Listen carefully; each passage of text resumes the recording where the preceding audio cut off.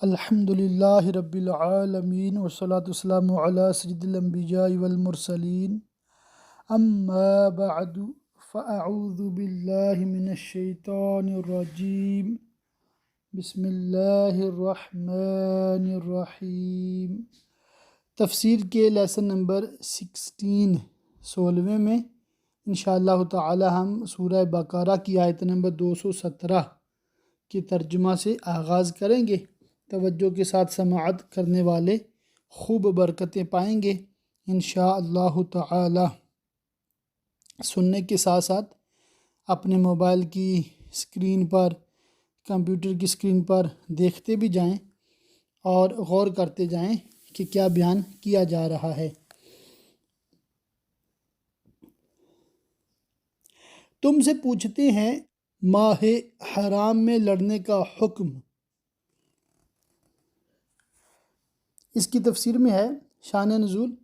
سید عالم صلی اللہ تعالی علیہ وآلہ وسلم نے عبداللہ بن جحش کی سرکردگی میں مجاہدین کی ایک جماعت روانہ فرمائی تھی۔ اس نے مشرکین سے قتال کیا۔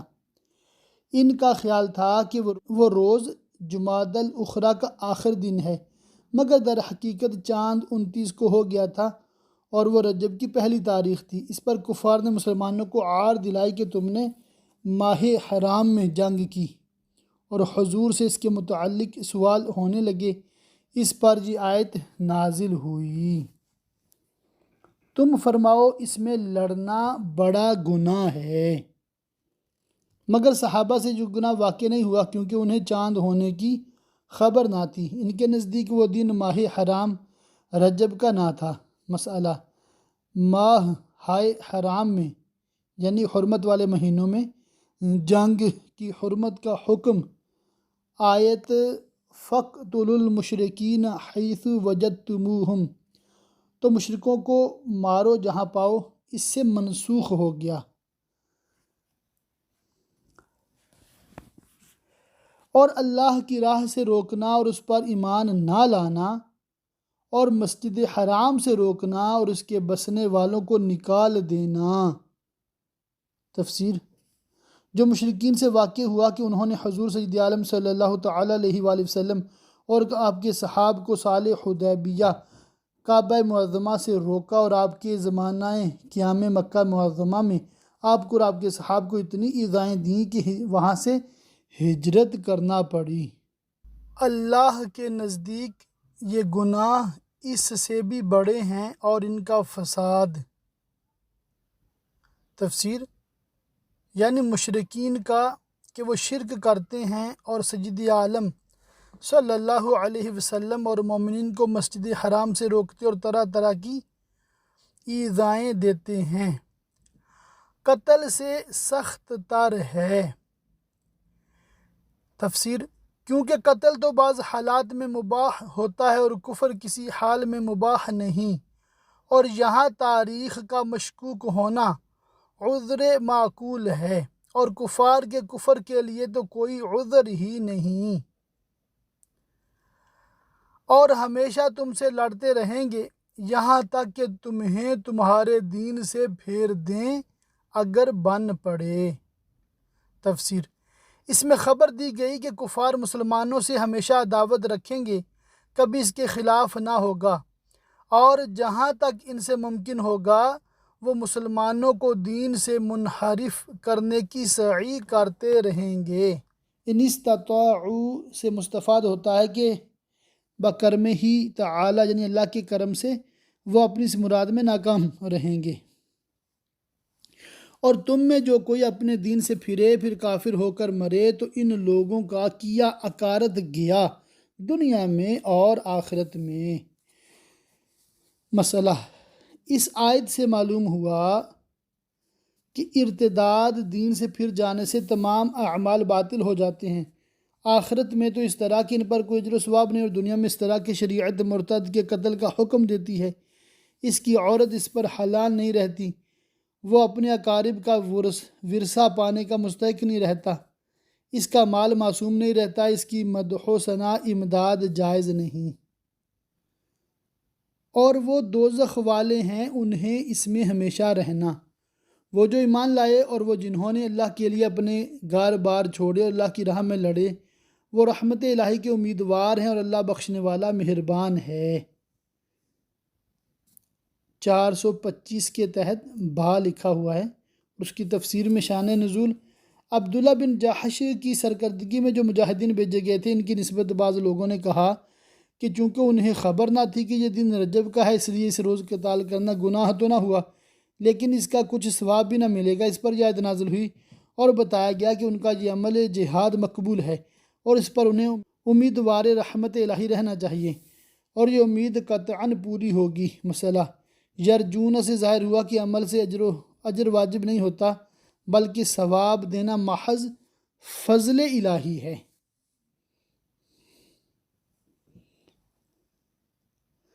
تم سے شراب اور جوئے کا حکم پوچھتے ہیں، تم فرما دو کہ ان دونوں میں بڑا گناہ ہے اور لوگوں کے کچھ دنیاوی نفع بھی، اور ان کا گناہ ان کے نفع سے بڑا ہے۔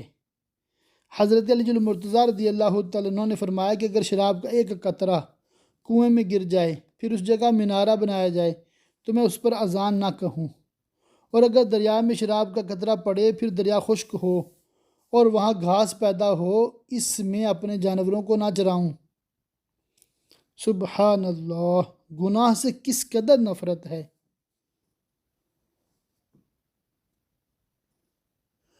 دعا لکھی ہے: رزقنا اللہ تعالی اتباعہم، اللہ تعالی ہمیں ان کی اتباع نصیب فرمائے۔ شراب 3 ہجری میں غزوہ احزاب سے چند روز بعد حرام کی گئی، اس سے قبل یہ بتایا گیا تھا کہ جوئے اور شراب کا گناہ ان کے نفع سے زیادہ ہے۔ نفع تو یہی ہے کہ شراب سے کچھ سرور پیدا ہوتا ہے یا اس کی خرید و فروخت سے تجارتی فائدہ ہوتا ہے، اور جوئے میں کبھی مفت کا مال ہاتھ آتا، اور گناہوں اور مفسدوں کا کیا شمار۔ عقل کا زوال، غیرت و حمیت کا زوال، عبادات سے محرومی، لوگوں سے عداوتیں، سب کی نظر میں خوار ہونا، دولت و مال کی اضاعت۔ ایک روایت میں ہے کہ جبریل امین نے حضور پر نور سید عالم صلی اللہ علیہ وسلم کی حضور میں عرض کیا کہ اللہ تعالیٰ کو جعفر طیار کی 4 خصلتیں پسند ہیں۔ حضور نے حضرت جعفر رضی اللہ تعالیٰ عنہ سے دریافت فرمایا، انہوں نے عرض کیا، ایک تو یہ کہ میں نے شراب کبھی نہیں پی، یعنی حکم حرمت سے پہلے بھی، اور اس کی وجہ یہ تھی کہ میں جانتا تھا کہ اس سے عقل زائل ہوتی ہے اور میں چاہتا تھا کہ عقل اور بھی تیز ہو۔ دوسری خصلت یہ ہے کہ زمانہ جاہلیت میں بھی میں نے کبھی بت کو پوجا نہیں، بت کی پوجا نہیں کی، کیونکہ میں جانتا تھا کہ یہ پتھر ہے، نہ نفع دے سکے گا نہ ضرر۔ تیسری خصلت یہ ہے کہ کبھی میں زنا میں مبتلا نہ ہوا کہ اس کو بغیرتی سمجھتا تھا۔ چوتھی خصلت یہ کہ میں نے کبھی جھوٹ نہیں بولا، کیونکہ میں اس کو کمینہ پن خیال کرتا تھا۔ مسئلہ: شطرنج، تاش وغیرہ ہار جیت کے کھیل اور جن پر بازی لگائی جائے، شرط لگائی جائے، سب جوئے میں داخل اور حرام ہیں۔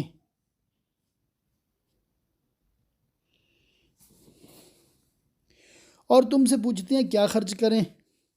شان نزول: سید عالم صلی اللہ علیہ وسلم نے مسلمانوں کو صدقہ دینے کی رغبت دلائی تو آپ سے دریافت کیا گیا کہ مقدار ارشاد فرمائیں، کتنا مال راہ خدا میں دیا جائے۔ اس پر یہ آیت نازل ہوئی: تم فرماؤ جو فاضل بچے، یعنی جتنا تمہاری حاجت سے زائد ہو۔ ابتدائی اسلام میں حاجت سے زائد مال کا خرچ کرنا فرض تھا۔ صحابہ کرام اپنے مال میں سے اپنی ضرورت کی قدر لے کر باقی سب راہ خدا میں تصدق کر دیتے تھے۔ یہ حکم آیت زکوٰۃ سے منسوخ ہو گیا۔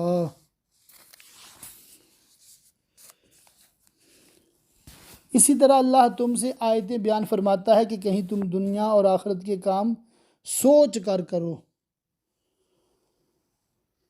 کہ جتنا تمہاری دنیاوی ضرورت کے لیے کافی ہو وہ لے کر باقی سب اپنے نفع آخرت کے لیے خیرات کر دو۔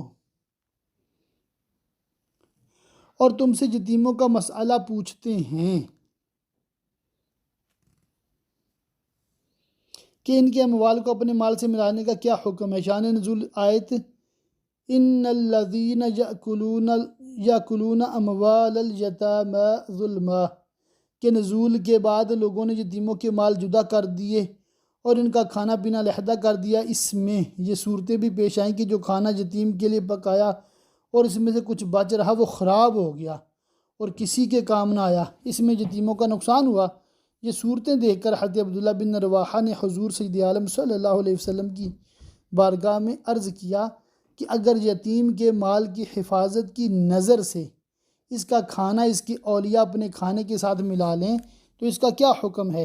اس پر یہ آیت نازل ہوئی اور یتیموں کے فائدے کے لیے ملانے کی اجازت دی گئی۔ تم فرماؤ ان کا بھلا کرنا بہتر ہے، اور اگر اپنا ان کا خرچ ملا لو تو وہ تمہارے بھائی ہیں، اور خدا خوب جانتا ہے بگاڑنے والے کو سنوارنے والے سے، اور اللہ چاہتا تو تمہیں مشقت میں ڈالتا، بے شک اللہ زبردست حکمت والا ہے۔ اور شرک والی عورتوں سے نکاح نہ کرو جب تک مسلمان نہ ہو جائیں۔ بہت بڑا مسئلہ بیان کیا جا رہا ہے۔ شان نزول: حضرت مرثد غنوی ایک بہادر شخص تھے۔ سید عالم صلی اللہ علیہ وسلم نے انہیں مکہ مکرمہ روانہ فرمایا تاکہ وہاں سے تدبیر کے ساتھ مسلمانوں کو نکال لائیں۔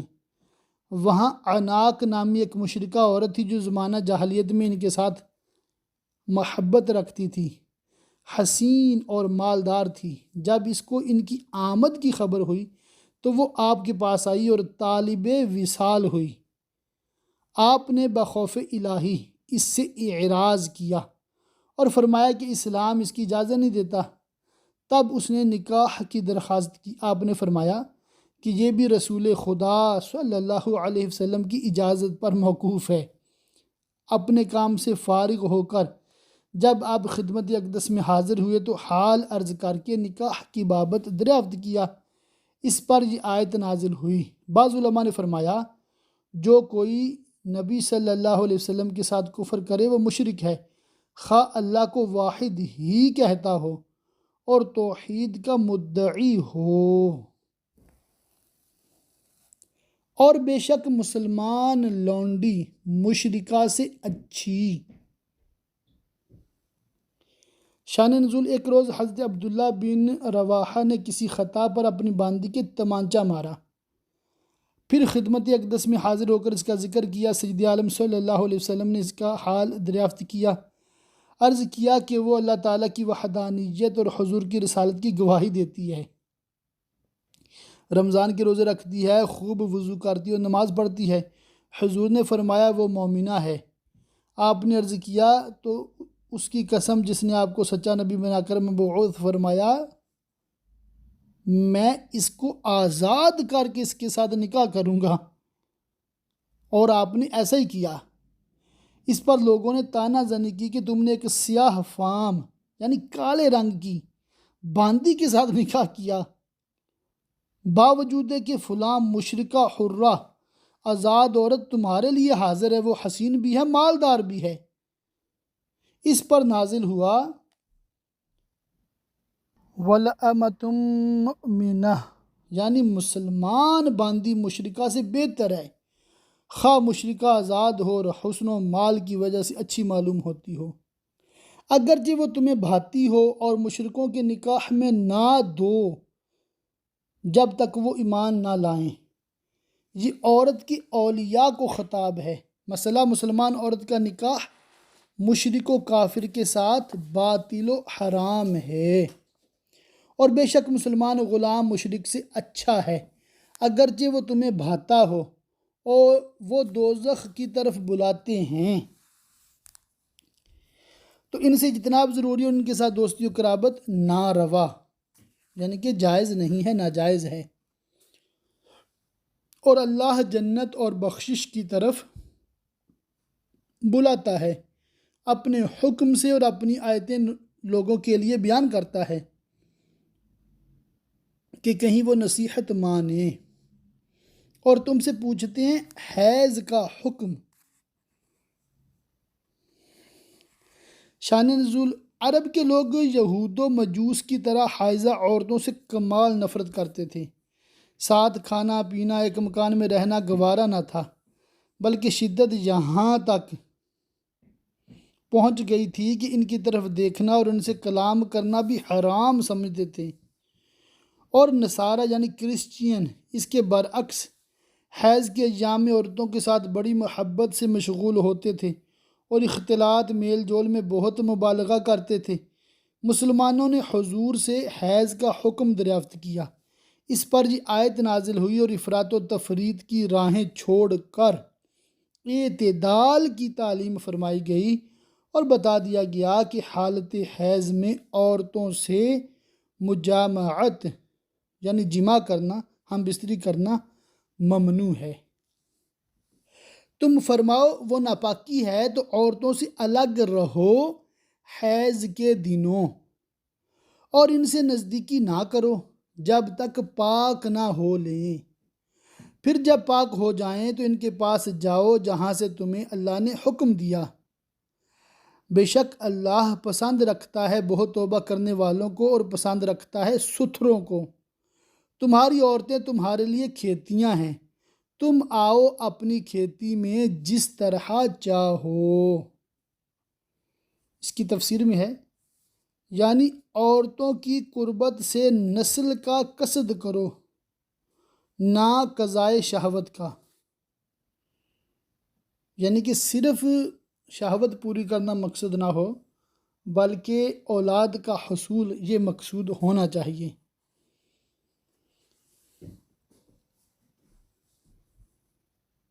اور اپنے بھلے کا کام پہلے کرو، یعنی اعمال صالحہ یا جماع سے پہلے بسم اللہ پڑھنا، اور اللہ سے ڈرتے رہو اور جان رکھو کہ تمہیں اس سے ملنا ہے، اور اے محبوب بشارت دو ایمان والوں کو، اور اللہ کو اپنی قسموں کا نشانہ نہ بنا لو۔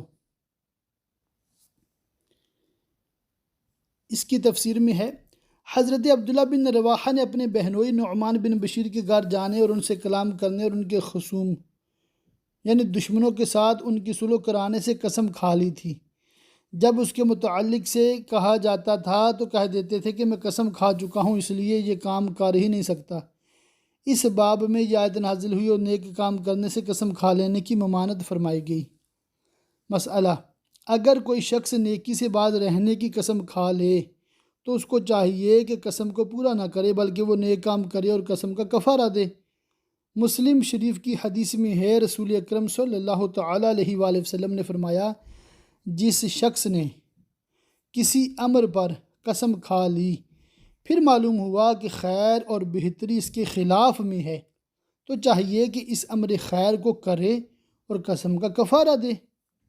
بعض مفسرین نے یہ بھی کہا ہے کہ اس آیت سے بکثرت قسم کھانے کی ممانعت ثابت ہوتی ہے۔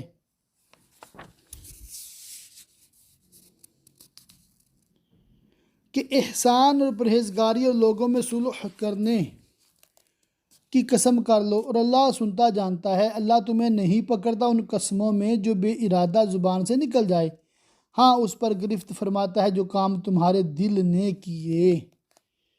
مسئلہ: قسم تین طرح کی ہوتی ہے: لغو، غموس، منعقدہ۔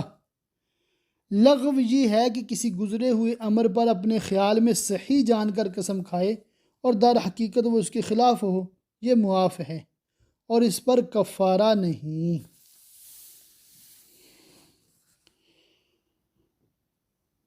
غموس یہ ہے کہ کسی گزرے ہوئے امر پر دانستہ جھوٹی قسم کھائے، اس میں گناہگار ہوگا۔ منعقدہ یہ ہے کہ کسی آئندہ امر پر قصد کر کے قسم کھائے، اس قسم کو اگر توڑے تو گناہگار بھی ہے اور کفارہ بھی لازم۔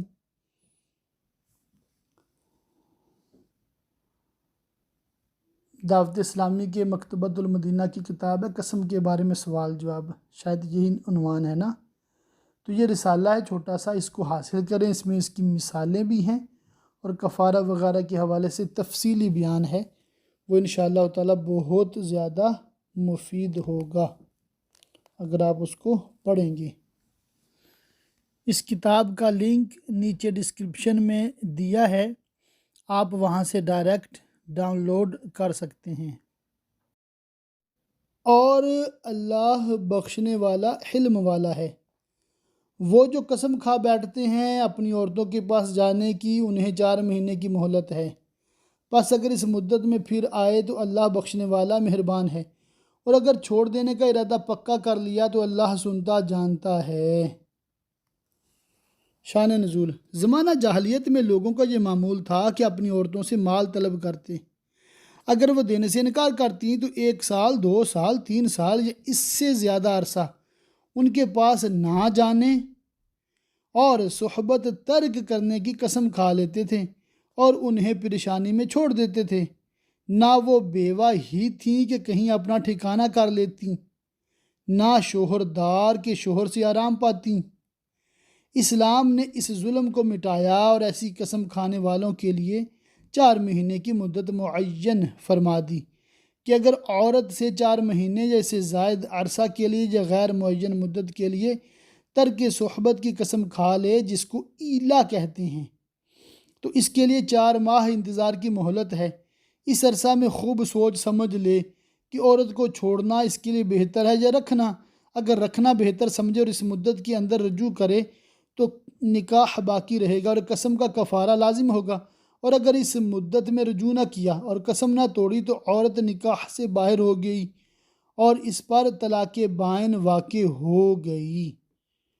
مسئلہ: اگر مرد صحبت پر قادر ہو تو رجوع صحبت ہی سے ہوگا، اور اگر کسی وجہ سے قدرت نہ ہو تو بعد قدرت صحبت کا وعدہ رجوع ہے۔ اور طلاق والیاں اپنی جانوں کو روکے رہیں 3 حیض تک۔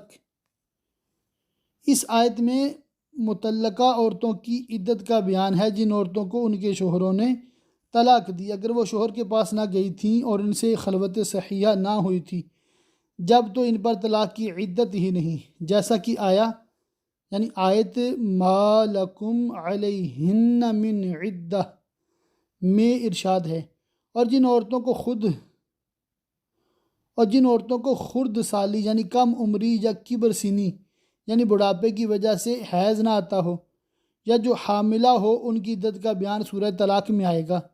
باقی جو آزاد عورتیں ہیں، یہاں ان کی عدت و طلاق کا بیان ہے کہ ان کی عدت 3 حیض ہے، اور انہیں حلال نہیں کہ چھپائیں وہ جو اللہ نے ان کے پیٹ میں پیدا کیا، وہ حمل ہو یا خون حیض، کیونکہ ان کے چھپانے سے رجعت اور ولد میں جو شوہر کا حق ہے وہ ضائع ہوگا۔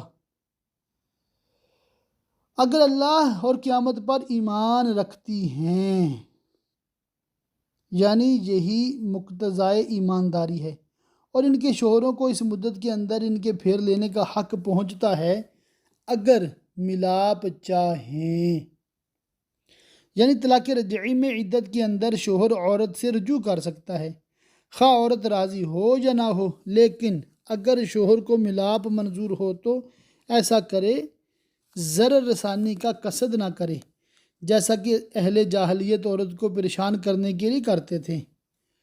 اور عورتوں کا بھی حق ایسا ہی ہے جیسا ان پر ہے شرع کے موافق، یعنی جس طرح عورتوں پر شوہروں کے حقوق کی ادا واجب ہے، اسی طرح شوہروں پر عورتوں کے حقوق کی رعایت لازم ہے۔ بہت پیارا جملہ ہے، اس کو دوبارہ سماعت فرما لیں، ترجمہ اور تفسیر کو ایک ساتھ۔ اور عورتوں کا بھی حق ایسا ہی ہے جیسا ان پر ہے شرع کے موافق، یعنی جس طرح عورتوں پر شوہروں کے حقوق کی ادا واجب ہے، اسی طرح شوہروں پر عورتوں کے حقوق کی رعایت لازم ہے، اور مردوں کو ان پر فضیلت ہے، اور اللہ غالب حکمت والا ہے۔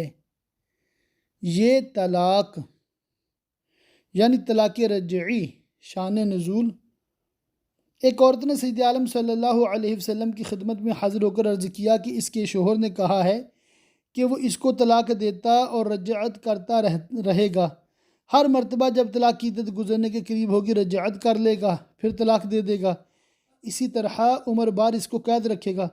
اس پر یہ آیت نازل ہوئی اور ارشاد فرما دیا کہ طلاق رجعی 2 بار تک ہے، اس کے بعد طلاق دینے پر رجعت کا حق نہیں۔ یہ طلاق 2 بار تک ہے، پھر بھلائی کے ساتھ روک لینا ہے۔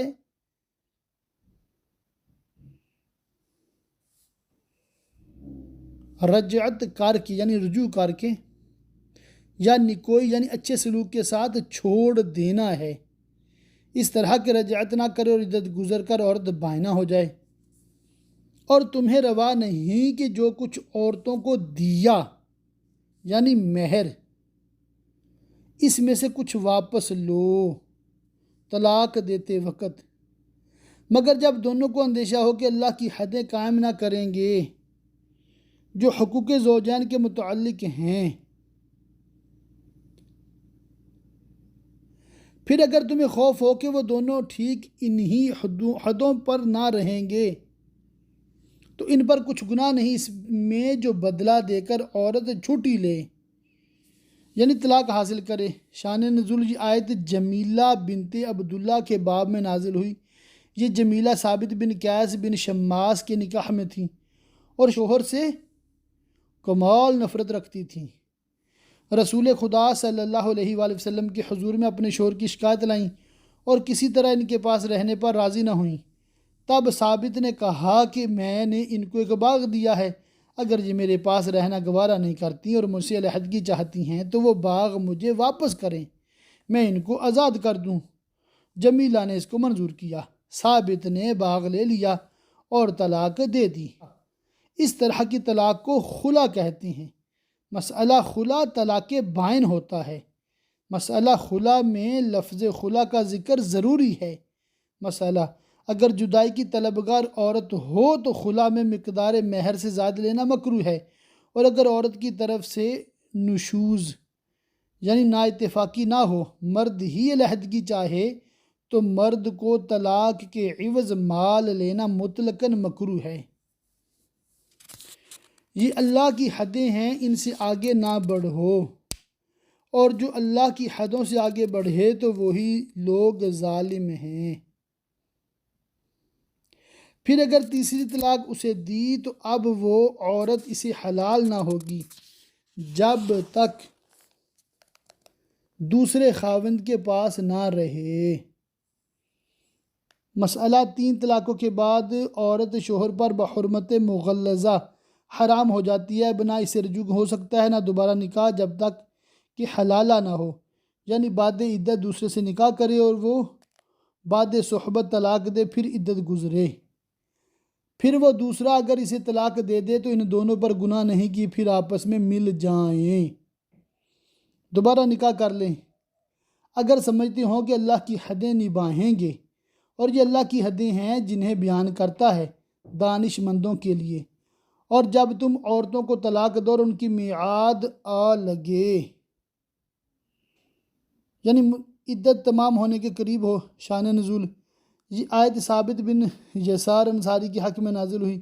انہوں نے اپنی عورت کو طلاق دی تھی اور جب عدت قریب ختم ہوتی تھی رجعت کر لیا کرتے تھے تاکہ عورت قید میں پڑی رہے، تو اس وقت تک یا بھلائی کے ساتھ روک لو یعنی نبھانے اور اچھا معاملہ کرنے کی نیت سے رجعت کرو، رجوع کرو، یا کوئی اچھے سلوک کے ساتھ چھوڑ دو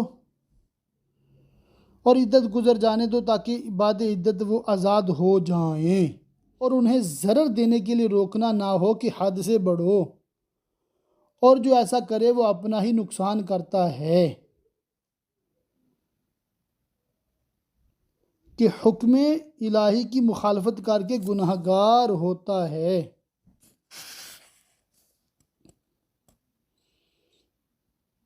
اور اللہ کی آیتوں کو ٹھٹھا نہ بنا لو کہ ان کی پرواہ نہ کرو اور ان کے خلاف عمل کرو، اور یاد کرو اللہ کا احسان جو تم پر ہے کہ تمہیں مسلمان کیا اور سید انبیاء صلی اللہ علیہ وسلم کا امتی بنایا، اور وہ جو تم پر کتاب و حکمت کتاب سے قرآن اور حکمت سے احکام قرآن و سنت رسول صلی اللہ علیہ وسلم مراد ہے، اور وہ جو تم پر کتاب و حکمت اتاری تمہیں نصیحت دینے کو، اور اللہ سے ڈرتے رہو اور جان رکھو کہ اللہ سب کچھ جانتا ہے، اس سے کچھ مخفی نہیں۔ آج پھر الحمدللہ ہم نے 2 رکوع مکمل کیے ہیں۔ آیت نمبر 231 تک ہم نے پڑھا ہے۔ اللہ تعالیٰ ہمیں قرآن پاک کو درست سمجھنے، اس کے حکامات پہ عمل کرنے اور اس کی پیاری پیاری تعلیمات دوسرے لوگوں تک پہنچاتے رہنے کی سعادت عطا فرمائے۔ آمین بجاہ النبی الامین صلی اللہ تعالی علیہ وآلہ وسلم۔